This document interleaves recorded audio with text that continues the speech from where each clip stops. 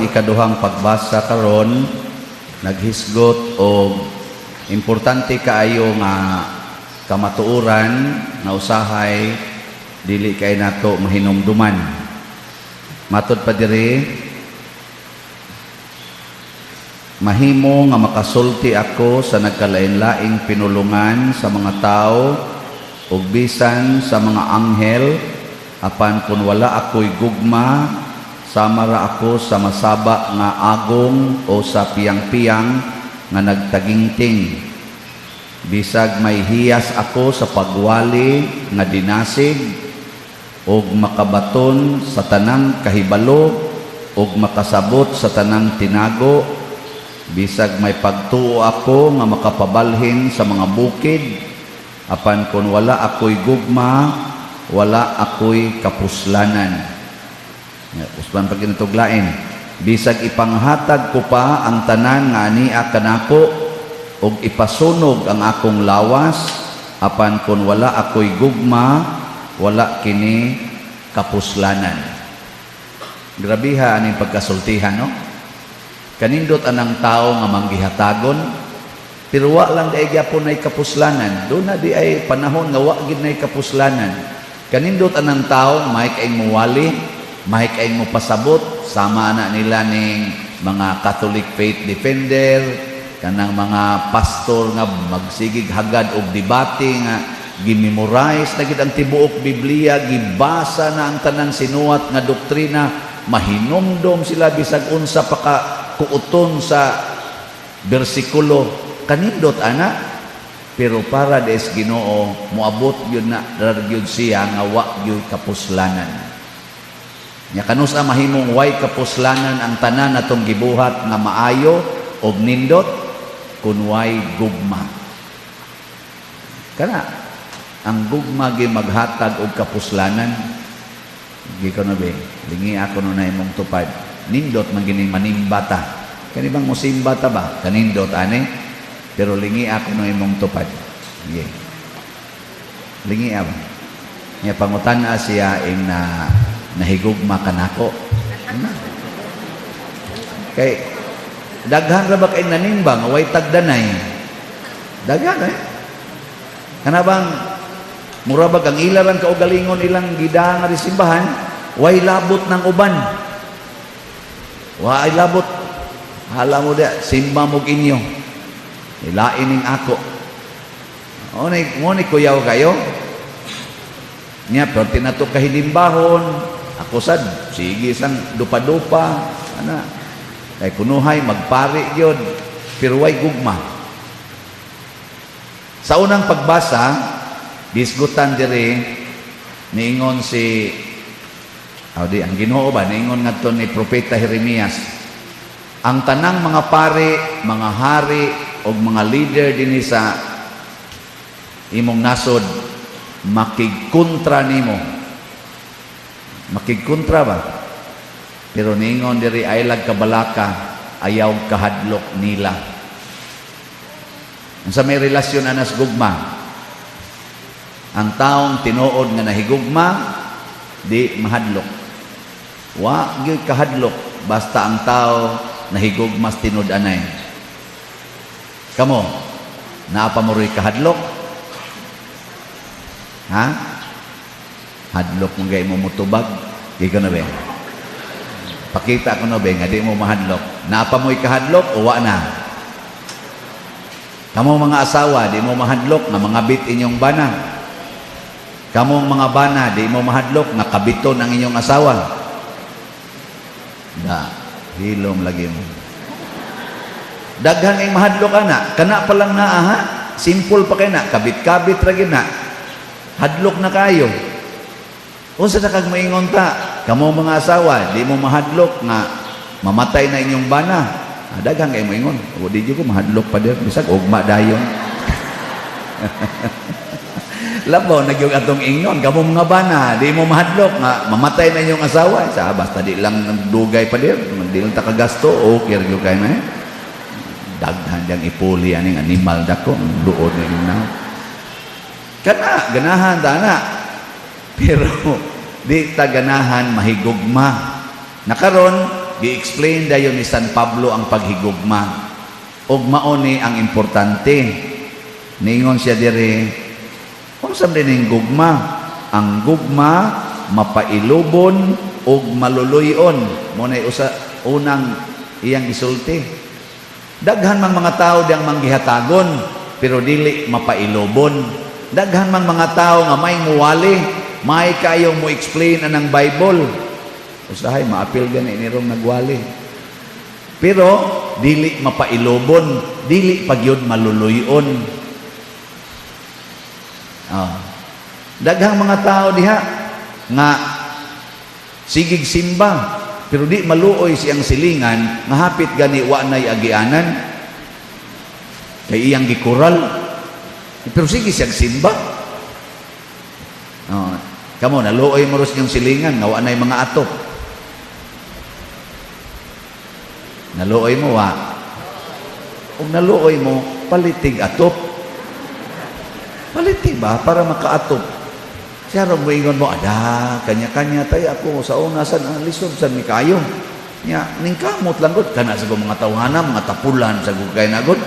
Sige pagsugal anang swertres, sige pagpamasin anang tungits diya. Awa nay ayog tabangan na nato, musamot na katapulan. Inana ta, ayaw kanang imo pamuyboy naman na. Sige na makagpanaway. Ang nindot kaluoy. Unsay ilang problema kaluyi.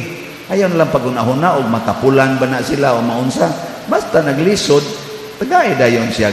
Unsay makaya ni mo paghatag. Mabita na din nga, maligya tagslat o daghan kayo mo palit. Pero nasa gidaghan nga musimba nga, baliwa ragin yung slat atong ibaligya. So, luwa ragin sila nga to. Kana ganing atong heavenly joy para aning atong altar dinhi i-decorate og para ipakaon dito sa mga piniriso kada buwan. Maligya tagtag 300 kada slot, 300 ra gud na. Minus kay palit tulo na gud ni kasimana. Pila pay atong halin duha, pila ni kasimana? Tulo na no, murag tulo na kasimana ikatulo na ro. 5,000 ka slots atong baligya karon ang nahalin 2,562 na pay 2,438 wa pa mahalin. Ingon din ka lisod sa kaya na padiroy kay ipalit na lang na natong sin. Nindot sa noon ang inyong rason pero og para na nimo basin og wa na nay kapuslanan. No. Nindot kayo last year dali kay natong nahimo ang katong pagdonate atong tukod anang kapilinya or chapel sa Birhen sa Fatima na sa San Remigio. Karong Abril 4 ikuan sa manindot ang atong himuon masanang murag Marian Jubilee. Tanang mga Marians Jubilee anang panahon na. So mahog na siya murag international event. So mugasto ko nung nag 10 million. Ako gyapoy gipalihog kaysa last year ako sa 2 million nagipalihog para magpakauaw pamaligyang slot. Karon kumpiyansa kay ko maligya kog slot. Kani dali ra ning mahalin. Unsa na usa ka semana na kung pamaligya ang halin. Pila man 10,000 ka slots gibaligya. Hangtod karon 236 pa halin slot tag 1,000. Mother Mary's Healing and Deliverance. Ambot lang kang mudaghan baka ni kalitrong si manaha. Basta usak simana gikan to Domingo hangtod karon 236. Mura sa hinay-hinay ang halin da pero ato lang gyapon ning dawaton. Pasabot ba ni nga jutay na lay nahigugma? Posible sad. Kay labi na sa atong kalisod karon. Pero nakatukod gud ta aning kapilyahan. Di nindot sa donta kun ato na lang ning tiwason nga mudunita para makonsekrate sa nisya. Suway ninyo.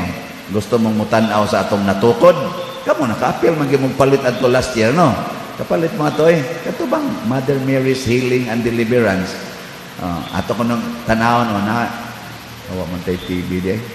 Ana ko tay TV. Sige ato ko nung isalida ko no be. Makita nyo diha na salida diha. Wa diri.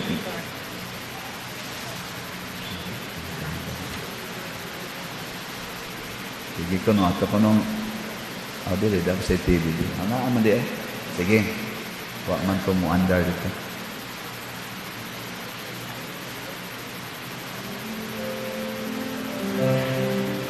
Ilam nang i-PowerPoint.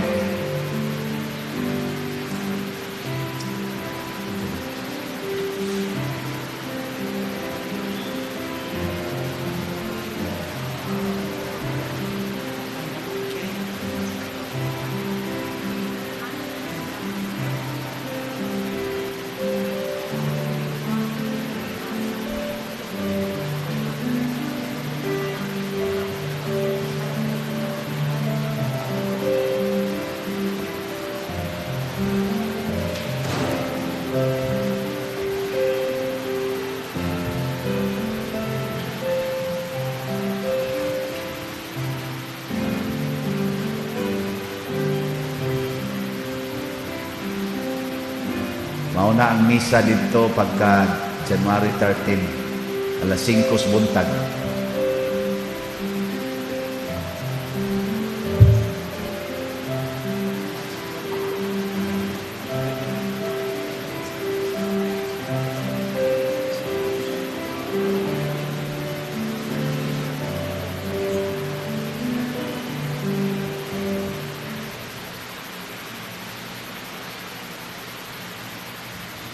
Na kita nako didto unsa ka kusog o kabuhi o ka kanibang init kayo ang debosyon ngadto sa mahal nga birhen.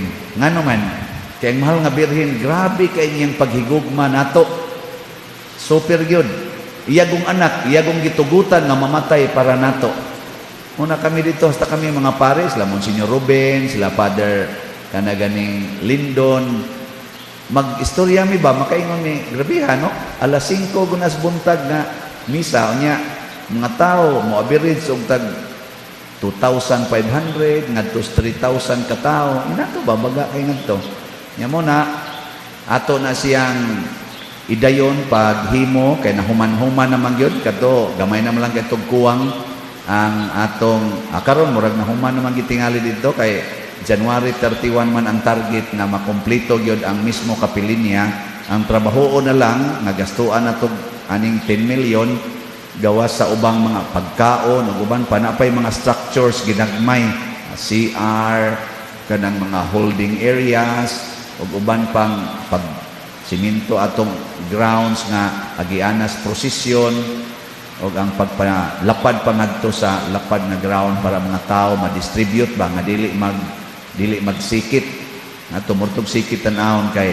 layo man pero ang distansya ato tag 1 meter to ang lingkuranan so daghan lang gyud kayong tao pero mo lagi na nahitabo na siya tungod sa atong paghatag pero hinindot unta kung naagyoy gugma matud pa diri ang gugma dili gyud kuno mawala dili mohunong dili yod matapos dili mahanaw ana dinis atong parokya sa Lipay pug ko ganay daghang nahigugma nato lang pista kagahapon Santo Niño nagbudget ta ato og mga 500,000 nga magasto nato pero ang ato yung actual nga gasto ni abot rag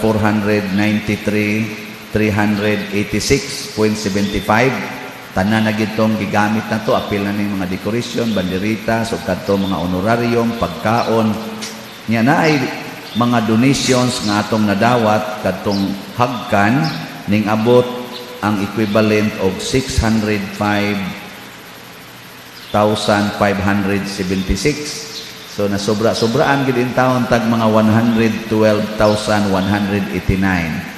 Sige, atong pakpakan itong nandunit ato. Ato ning gamiton, ngadto na sa atong operating expenses din his parokya. Kanindot, ana, gugma gini. Perting lingaw sa tagahapon ay, di ba? Lingaw ba mo gahapon? Man sa tingin mo mga anhi kasagaran. Dinhi ay, sinulog pa to diha. Atong motor kay dito, nindot kay tanawon. Niya, kaluis Ginoo, maisad ang panahon. Pagpatubo ni sa atong gugma, pagpanindot sa atong relasyon. Nga naman, ang gugma maugyo'y importante. Sige, katapusang lingi sa imong tupad. Imong tupad ba?